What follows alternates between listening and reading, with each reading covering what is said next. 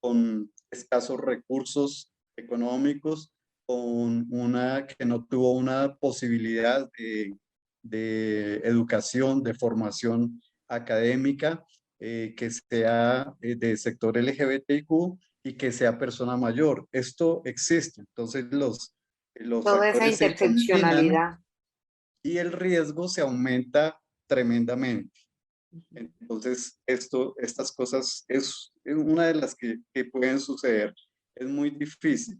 Eh, a pesar de todo este, digamos, trabajo que se ha hecho de difundir, de transmitir que es que hay unos derechos.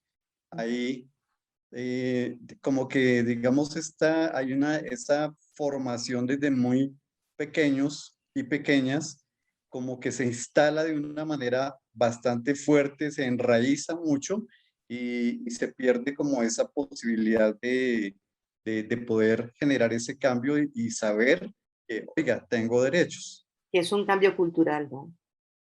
Es un cambio cultural.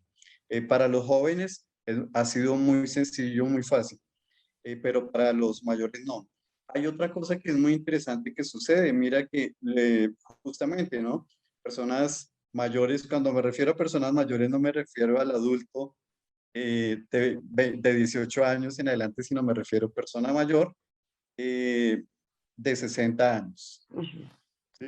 Entonces, las personas mayores, como vivimos esas dos etapas, la etapa en la que no había derechos en la Sí, práctica, sí. no había derechos, y la etapa en la que hay un cambio, un cambio en las leyes, un cambio en la constitución, un cambio que poco a poco se va instalando también en la sociedad y en la cultura.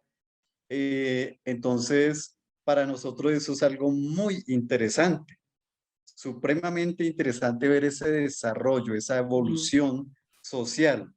Pero es simpático eh, notar que las personas más jóvenes, sobre todo quizás de menos de 30 años, quizás de menos de 25 años, que ellos ya nacieron y estos derechos ya estaban instalados, ya estaban Sí. por lo menos en papel y también ya había, digamos, como un proceso Ujú. eh, en la instalación de estos derechos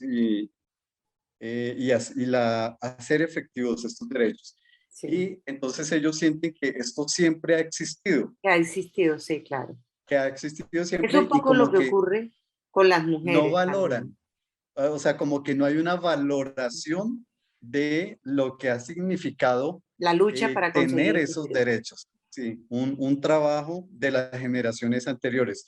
Y en ese sentido, hay a veces como un descuido de las generaciones jóvenes hacia las generaciones mayores que han dejado un legado, ¿sí? Sí. Esos derechos que tenemos en este momento y de los que todos disfrutamos, no solamente las personas de los sectores LGBTIQ, sino todos los derechos que todos disfrutamos son fruto de trabajo de las generaciones anteriores. Así Claro, es. y que es un trabajo que ahí hay un riesgo, hablando de riesgos, como creemos que eso como que es algo natural, como tú decías, como que naturalizamos, las generaciones jóvenes creen que eso ya se quedó, se instaló y no tiene ningún riesgo, eso va a seguir así. Pero resulta que nos podemos dar cuenta que a veces hasta los derechos se pueden perder. ¿M? Así es. Esos derechos, si no se están cuidando, si no se está pendiente de ellos, digamos, de que sean unos derechos que los gocemos de una manera efectiva, Ujú. es posible, hay riesgo de que eso pueda Se irse quiten, de para claro, atrás. claro. Entonces, en ese sentido, también hay un riesgo, no solo para las personas mayores, sino para todas Para las las nuevas personas. generaciones. Una Sí, cosa, Juan Daniel, en esas actividades que ustedes realizan de socialización, de, digamos, de concientización, diría yo, justamente de la conquista de esos derechos y de la implementación, digámoslo así, de esas políticas públicas. ¿Ustedes han notado algún, digamos, algún cambio en la mentalidad o en la cultura de las personas adultas y adultas mayores frente a la labor que ustedes Sí, realizan? sí. Bueno, entonces ahí lo siguiente. Primero, no solamente, digamos, lo que hacemos nosotros es esta transmisión, esta socialización de políticas públicas, de derechos, sino también como hay la palabra que utilizaste, como esa conciencia, ¿no? Transmitir esa conciencia, es decir, oiga, tenemos estos derechos, o sea, Ujú, podemos ir y decir, mire, tengo este derecho, quiero hacer efectivo este derecho. Entonces, esa labor ha sido muy importante, pero también trabajamos otras áreas, temas de prevención en salud. sí, Hay un elemento que es fundamental, digamos, a mi modo de ver, eh, es el más valioso, quizás, que consiste en, en acompañar. ajá, En acompañar. Es un grupo en el que nos sentimos acompañados, en el que nos acompañamos y encontramos una serie de factores en común, ¿m? ujú, De intereses comunes, y es un lugar en el que podemos ser, en el que podemos venir y ser abiertamente, poder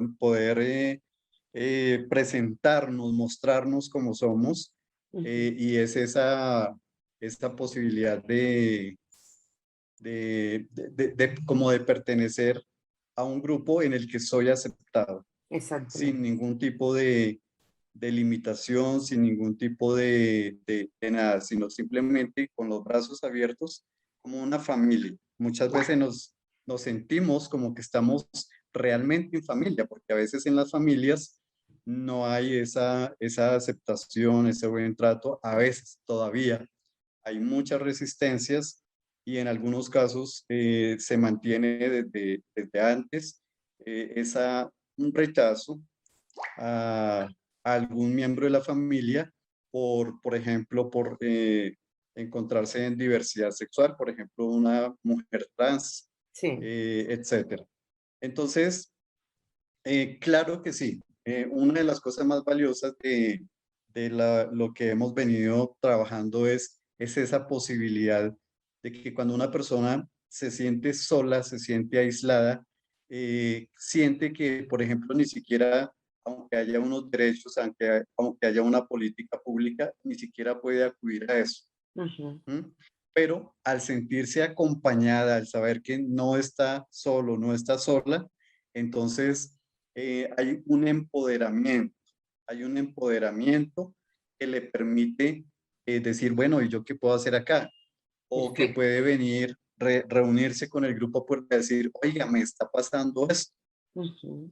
Entonces, eso es supremamente valioso porque eso genera esa transformación, ese no sentirse solo, genera como una especie de fortaleza de decir, bueno, pues a otros también les ha sucedido, han logrado superarlo, o es decir, no estoy solo y tengo instancias donde puedo acudir para una cosa o para la otra, porque también hay información, ¿no? Hay rutas de atención Sí, en las políticas públicas. Entonces, eso. Pero digamos, me parece muy, muy valioso el hecho de sentirse acompañado y qué bueno. acompañada. Me parece que es una experiencia muy bonita la que ustedes realizan y una labor pues que desempeñan con una población que ha sido históricamente también discriminada y bueno, con muchas dobles morales juzgadas, ¿no? Por una condición, tal como tú lo iniciaste, que se consideraba como una enfermedad o que se consideraba que eran penalizados, bueno, todo este fenómeno. En parte, desde la academia queremos contribuir, pues, con visibilizar aún más estas problemáticas. Entonces, Juan Daniel, me da mucho gusto saludarte y que nos hayas concedido al grupo esta entrevista y muy amable de tu parte. Bueno, Victoria, pues es un placer, con mucho gusto. Bueno, voy a dejar de grabar, no Éxitos. me cuelgues todavía. Gracias.